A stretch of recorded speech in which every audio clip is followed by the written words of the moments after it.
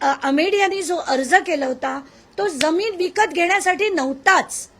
तो अर्ज जो होता तो फक्त IT डेटा सेंटर काढण्यासाठी होता आणि त्याच्यात त्यांनी इन्व्हेस्टमेंट 98 लाख दाखवली होती. तर याच्यात त्यांना कुठलीही मुभा म्हणजे हा जो LOI आहे तो या जमिनीच्या खरेदीसाठी नव्हता. हे फ्रॉड आहे जे अमेडियानी केलेलं आहे, ज्याच्यातले 99% पार्टनर पार्थ पवार आहेत आणि तात्काळ त्यांच्यावर FIR झाला पाहिजे. एवढंच नाही तर FIR करून हे सगळे म्हणजे मला आत्ताच्या घटकेला अजित पवारांचा राजीनामा पाहिजे. कारण सगळं हे जोपर्यंत हे पदावर आहेत याची कुठचीही चौकशी होणार नाही. आणि जसं एक फ्रॉड बंद होतात तसंच हे फ्रॉड बंद करण्याचा प्रयत्न होईल.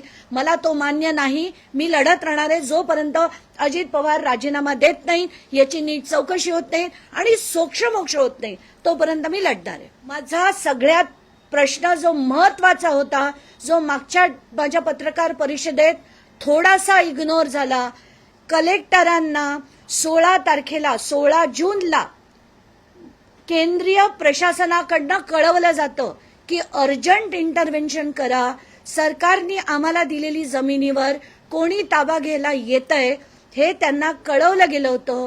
जून महिन्यापासून कलेक्टर जे आपल्या जमिनीचे कस्टोडियन आहेत, सरकारच्या जमिनीचे कस्टोडियन आहेत, ते काहीही कारवाई करत नाहीत. माझा त्यांना दुसरा प्रश्न की त्यांनी ही माहिती तिथल्या पालकमंत्री अजित पवारांना दिली होती की नाही, हा महत्वाचा प्रश्न आहे की अजित पवारांना याची माहिती होती की नाही. एवढंच नाही तर कलेक्टरांना तहसीलदारांनी सुद्धा पत्र लिहून कळवलं होतं 14 जुलैला की ह्याची विक्री झालेली आहे.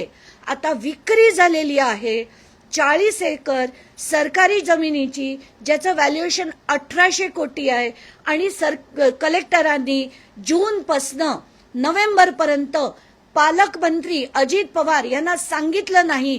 असं होऊ शकेल का? हे आता प्रचंड गंभीर झालंय.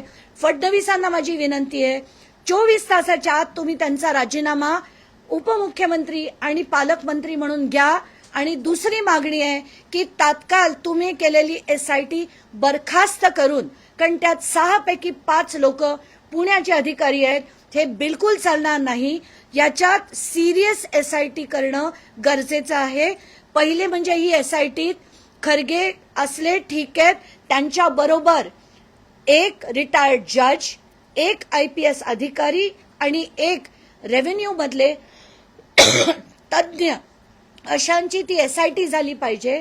आणि ह्या SIT कडनं ताबडतोब म्हणजे 10 दिवसाच्या आत हा आला पाहिजे. आणि हे जी पुन्हा वाढवून त्यांना जे फॅसिलिटी दिली जाते स्टॅम्प ड्युटी भरण्याची, जर तुम्ही आम्ही असतो, जनतेने हे जाणून घेणं गरजेचं आहे की तुम्ही किंवा आपण जर सगळ्यांनी अशी 300 कोटीची जमीन सरकारची फ्रॉड घेतली आणि त्याच्यात आम्हाला स्टॅम्प ड्युटी भरायला मुभा द्या, वेळ द्या, तर ती मुदतवाढ आपल्याला कधी दिली जाईल का, हा पहिला प्रश्न.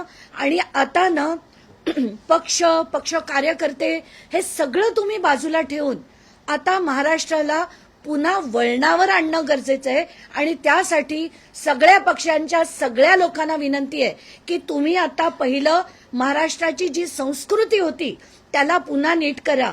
महाराष्ट्राचे जे राजकारण होतं त्यांना पुन्हा नीट करा. आणि हे सगळे पक्ष, भाऊ भाई, अमुक तमुक ताई सगळ्यांना बाजूला ठेवून आता पहिलं महाराष्ट्राला वळणीवर आणा, याची अशी मी तुम्हाला विनंती करते. आणि त्यासाठी जर आता 24 तासात त्यांचा राजीनामा झाला नाही तर मी उद्या अमित शहांची भेट घेणार आहे. कारण अजित पवार सुद्धा अमित शहा यांना भेटायला गेले होते आणि त्यांची बाजू त्यांनी सांगितली. तर खरी बाजू काय याचे सगळे पेपर घेऊन मी अमित शहांना त्यांच्या ऑफिसमध्ये आता ईमेल देखील पाठवलाय, त्यांची वेळ मागितली आहे. उद्या दिल्लीला जाऊन मी त्यांची भेट जर त्यांनी दिली, नाही दिली तर त्यांच्या ऑफिसच्या बाहेर जाऊन बसणार आहे जोपर्यंत भेट मिळत नाही तोपर्यंत.